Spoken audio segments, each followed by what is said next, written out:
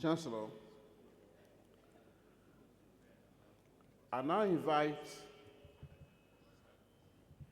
Mr. Aigboje Ihedero, Aig-Imoukhuede, BL, FCIB, CFR, to give a brief response on behalf of the awardees.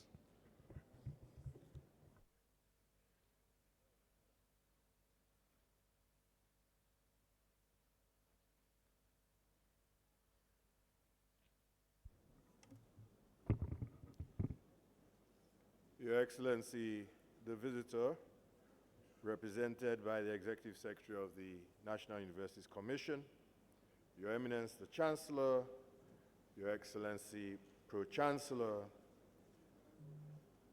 Vice-Chancellor, deputies, members of the Senate, distinguished academic staff, Your Excellencies and our Royal Fathers, parents and guardians, the gallant graduates, ladies and gentlemen. Today, I stand before you with profound humility and deep gratitude to accept, on behalf of all the recipients of honorary degrees bestowed upon us by this great citadel of learning, the University of Ibadan, Nigeria's oldest and most excellent university. As you have witnessed, this moment is deeply personal to me. 59 years ago, I was born at the University College Hospital, part of this revered institution that hosts us today. The University of Ibadan institution is at the foundation of my life story. It is the soil from which my earliest roots emanate.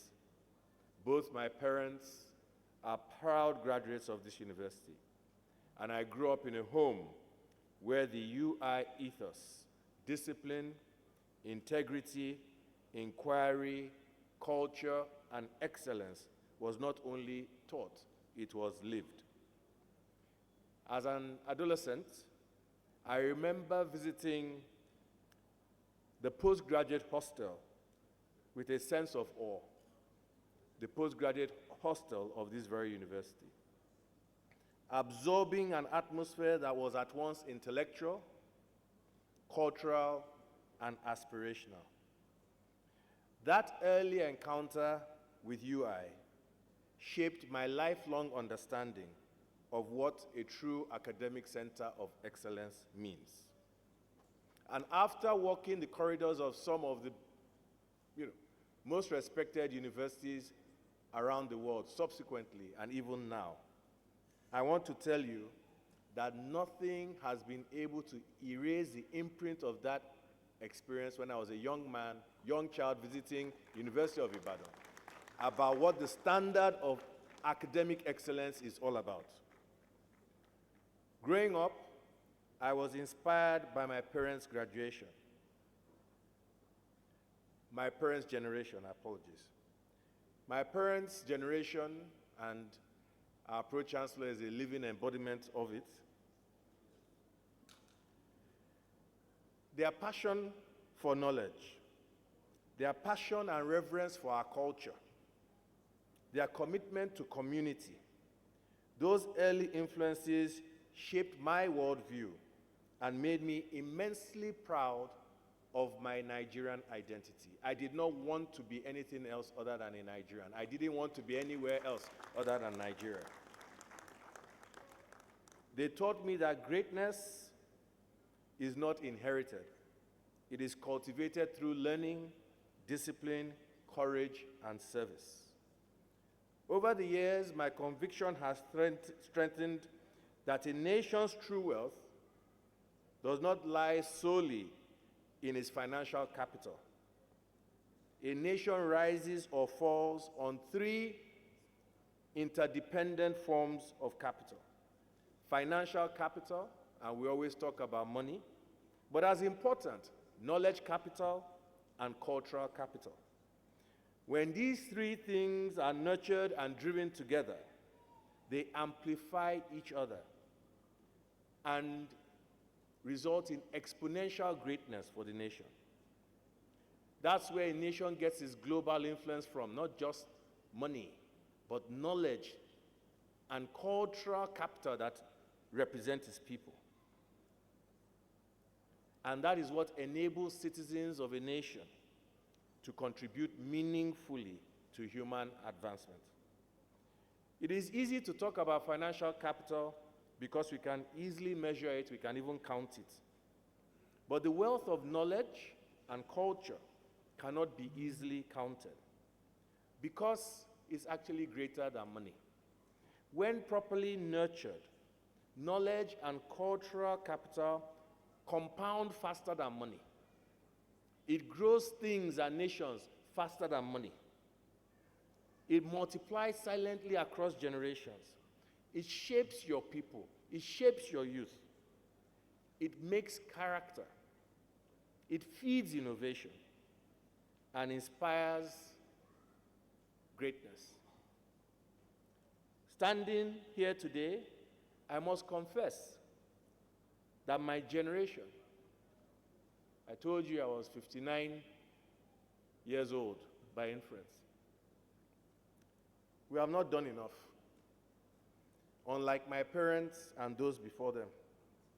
We who followed have not done enough to inspire the next generation, to create the platforms like the University of Ibadan that allow the next generation to express their excellence, creativity, enterprise, and leadership, whether as entrepreneurs or as workers, as knowledge producers and culture bearers. And why do I say this? Because the University of Ibadan, this institution that once stood post-independence as Africa's intellectual and cultural powerhouse, an institution that bred Nobel Prize winners, and then was considered amongst the world's top 50 university brands. The potential was there. The foundations were strong. The talent was abundant. What remained was vision and continuity. The sustained commitment that was expected from my generation.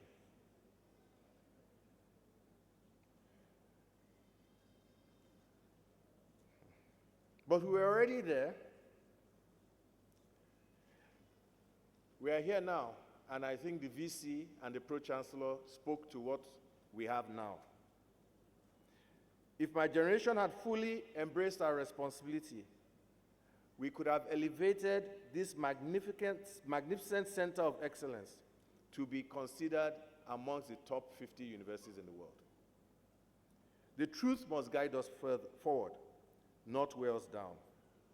And so as we receive these honors today, we receive them not as decorations, but as an obligation.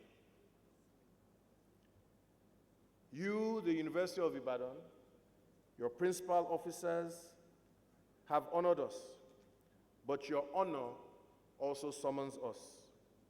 The robes of honor we adorn today are also robes of responsibility, which remind us that we have a duty not only to celebrate the legacy we have inherited, but also to build on that legacy for generations to come. To the graduating class, your future is not merely ahead of you, it is calling you. You are stepping into a world where knowledge, culture, and innovation are the true levers of your power. Stand tall, dream boldly, carry your identity with pride, and demand excellence of yourselves, given where you come from, the great University of Ibadan. To this university, where I was birthed and born, on behalf of Shola and the other honoree, we thank you. Thank you for shaping generations of thinkers, leaders, innovators, and thank you for the honor bestowed upon us. Thank you for reminding us that the journey of nation building is never finished. I pledge on behalf of the honorees that we will honor this recognition, not only with words, but with renewed commitment. Commitment to supporting this university, supporting knowledge creation, advancing culture, empowering our students, and ensuring that the University of Ibadan becomes, in our lifetime, a top 100 brand in universities. Long live the University of Ibadan. Long live the Federal Republic of Nigeria. May God bless us all. Thank you.